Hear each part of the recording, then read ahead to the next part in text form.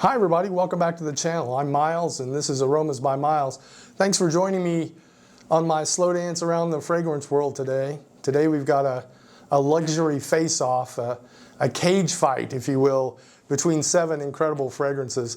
You know, I had to take out a loan to get these fragrances, but there's a few of them that are affordable in the mid-range.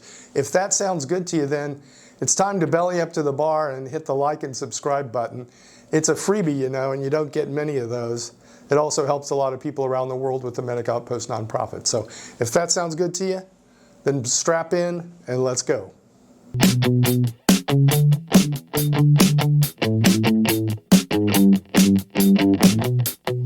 Okay, gang, today we've got a luxury fragrance face-off, and we're going to talk about sales, popularity, and real-world wearability. And some of these fragrances sell because they're safe, others sell because they're controversial. A lot of them are controversial. And a few, they sell because they're really art. And you know, there is art in fragrance, which is incredible to me. There's some amazing fragrances around the world. And today they're going to be ranked according to luxury, and some of them are niche and some of them are designer. But I'm going to say that Tom Ford is a niche fragrance for the most part this time. There's a Narciso Rodriguez in here that, again, he may be a designer, but it's a really good fragrance. So we're going to talk about overall popularity. We're going to talk about Tom Ford's Fucking Fabulous. We're going to talk about Vanilla Sex, Amour's Purpose, Merchant of Venice. We're going to talk about one of their fragrances, a Narciso Rodriguez, and then there's always a Guerlain, and then the affordable fragrance, maybe the one affordable, is a Dumont. So if you're ready for that, let's get going. Okay, the first one I'm going to talk about is the Tom Ford fragrance, and this is Fucking Fabulous. This fragrance sells before people, you know, even really buy the thing or smell it. It just sells on branding genius. But what about the scent? Well, I think the scent actually delivers. It's leather, it's got some bitter almond, tonka, with some vanilla. That's kind of a Tom Ford signature base kind of a ingredient combination, but it is something totally different. And on my skin, I've worn it 3 times now. It's a sexy as hell scent. It's powdery. It's powdery. It's a little animalic. It's got that musk in it, and that makes it different. And that makes the difference, I think, and that's what makes it fabulous. If you want to think Maison Margiela by the fireplace maybe meets Dior Fahrenheit, something like that, with that Tom Ford attitude. This is one of Tom Ford's best sellers worldwide. It's hard to find. It's frequently sold out. I just got lucky with this one. It's got heavy celebrity exposure. A lot of people wear this. Even Mr. Tom Ford himself, this is his signature scent as well. Bold, creamy. Is it provocative? Yeah. But it's also, you know, one of those, holy shit, I paid $325 for 100 mLs of this thing. So what's the verdict on this one? Bold, creamy. I think it's a little provocative. At least it is on my skin. It's a pretty sexy scent. It's kind of a, you know, they say Vanilla Sex is supposed to be the one that smells like sex, but I think this one is just right in there. It's not a blind buy, for sure, but it's iconic. And it's also one of those, oh shit fragrances. I just paid $325 for 100 mLs of liquid. So you've got to be able to get over the price, the horrible prices with Tom Ford. But I think it's a fragrance that if you're interested in something really unique and a statement maker, then this is a good one to give it a go. Tom Ford, Fucking Fabulous. Give it a shot. Okay, let's go ahead and stick with Tom Ford. Might as well. This is Vanilla Sex. You knew it was going to be in here, and this isn't cozy vanilla by any means. It's an after dark kind of vanilla, dark, musky. It's very sensual. It's not gourmand, less dessert. It's more on skin, and it smells like sex to me. It really, really does. It's brings a little almond. It's powdery. It's that sweet, you know, sex in bed kind of thing. If you want to compare it to something, I guess you could compare it to Inicio's Absolute Aphrodisiac, something like that. It's again just this crazy unique scent that really, really does smell like, you know, stuff. It's intimate, soft. It's more polished than at least it feels like it to me. It's more polished than some of the other Tom Ford fragrances. Not quite as rough around the edges. The market, you know, it's hard to find. It's massively in demand, and it's got super high resale value. So if you're buying it for an investment, you can do that, but it also makes it hard to find. Early sales, it's got some big momentum in it. Sexy, modern, polarizing. It's kind of going to be a cult classic for sure. And this one set me back about $255 for this tiny ass 50 ml bottle. I don't know what they're doing with the prices on these things, but it's crazy. It's got that, you know, vanilla, but it's not gourmand. It's animalic, but it doesn't, you know, it's not clawing kind of musk. So if that sounds good to you, and if you want another statement piece, sort of like fucking fabulous, then this would be a great one to try. Okay, the next one I have for you, this isn't the fragrance, man. It is a statement, and this is Amouage's Purpose. Some of you have certainly tried this before. Purpose is incense-driven. It's a powerful, spiritual kind of Amouage fragrance. I mean, they do that so well. It's heavy frankincense. It's got some papyrus, a little bit of, I'd call it dry wood. But I get a good touch of leather and incense on my skin. I don't know how you guys feel about it. Let me know in the comments. But this is a brain teaser, man. This one will kick your ass with the incense coming out in the opening, and then it dries down a little bit into the woods, and then you start to get that leather. But you got to be careful with the sprays on this one. This one will beat the crap out of you. But it's a beautiful, beautiful scent. I hope that it does the same for you guys. You want to compare it to something, you could compare it to the Interludes, but you know, it's a little more refined than that, a little less chaotic, and a little more wearable, honestly. It does come out heavy in the opening with the incense, but it's pretty respected in the niche community. It's got really strong boutique sales. It's available at discounters, which I think is great, but it's kind of less mainstream. It doesn't get a whole lot of talk, but it's a pretty prestigious fragrance if you want to know the truth. Serious fragrance collectors can knock this one out. You know, again, the opening is challenging, but it lasts and it kind of morphs into something pretty unique, honestly. It's not cheap, like none of the Amouage fragrances are cheap, and I know it looks like this video has got all the Cadillacs of the fragrances out there, but this was $129, $129, $229. What? I'd take 100 bottles of it at $129. It's $229, so essentially $230 at discounters. But it's a great scent. Evening longevity is fantastic.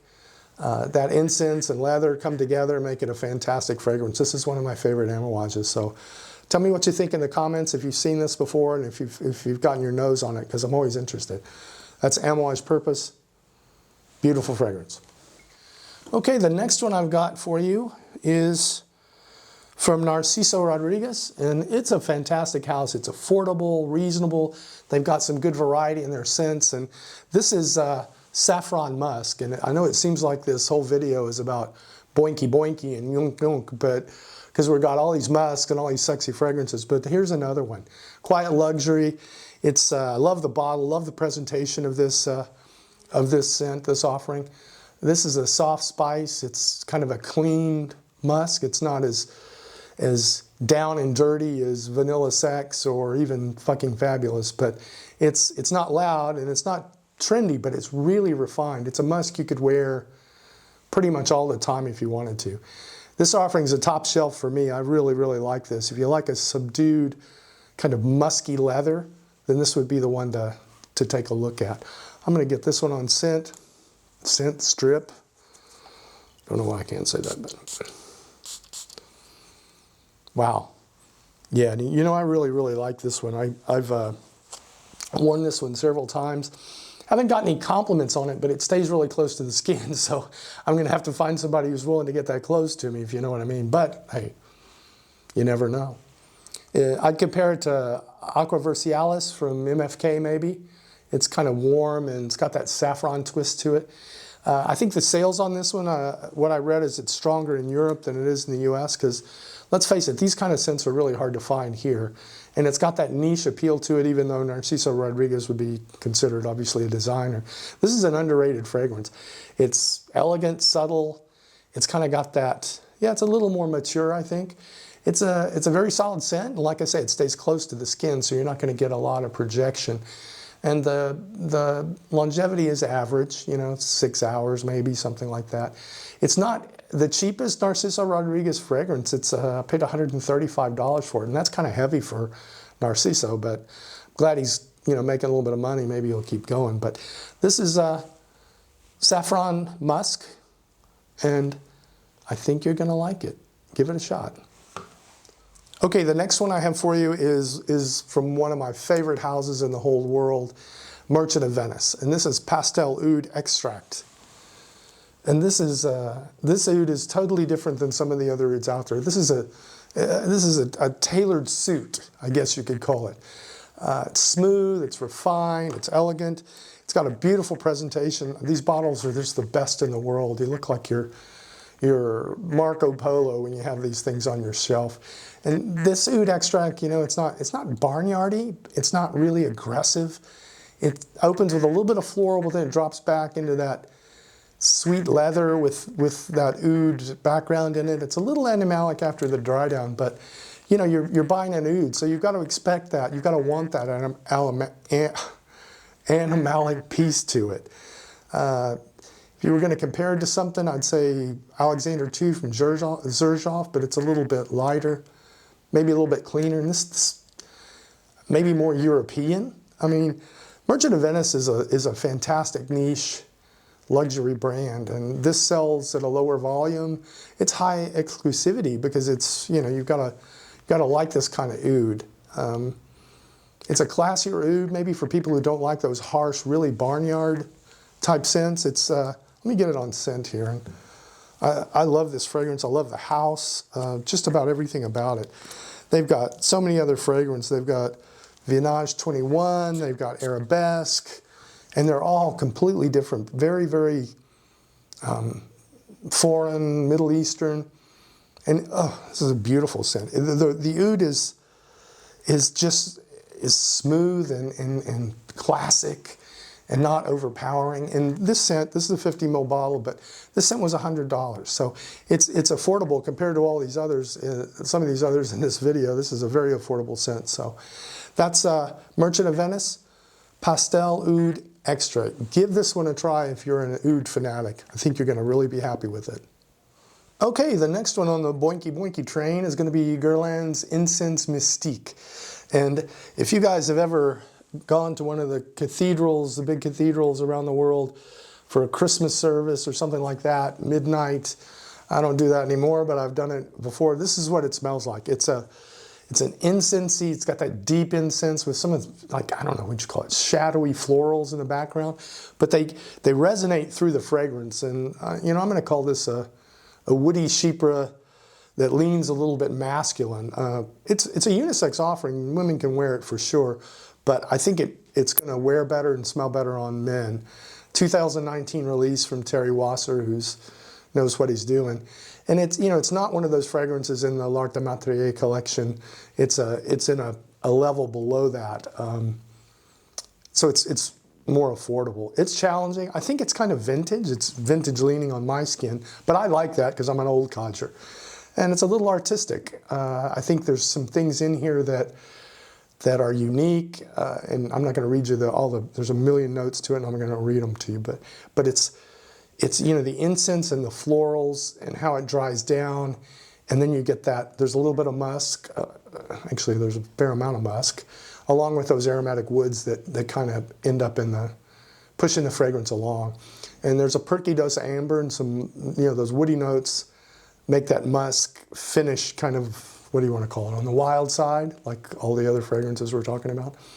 Compare it to something, I would compare it to Serge Lutens' L'Orpheline, but it's a little darker than that, more resinous. It's got, again, it's more of a chypre to me. It's not a very popular scent. People don't talk about it very much, certainly on the internet.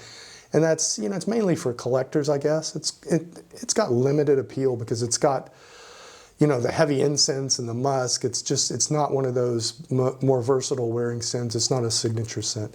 But I think it's got artistic value to it. Beautiful, but, you know, not mass appealing, which in a way I applaud them, because thank God not everything is that mass appealing Tonka vanilla, blah, blah, blah. And this is not expensive. It's $105 at discounters. I think I got this at discounters. I may have gotten this at the duty free now, I don't remember. But it's a good offering for that price. And that's Incense Mystique from Guerlain. I think if you want something different, like it seems like all of these scents we're talking about are something a little bit different, then this would be a good one to put in your collection. Okay, the last one on this list is Dumont's Scalper.